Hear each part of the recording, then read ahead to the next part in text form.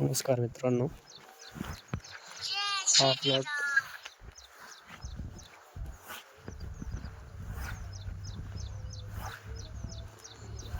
2 ते 2.5 महिन्याचा प्लॉट आहे.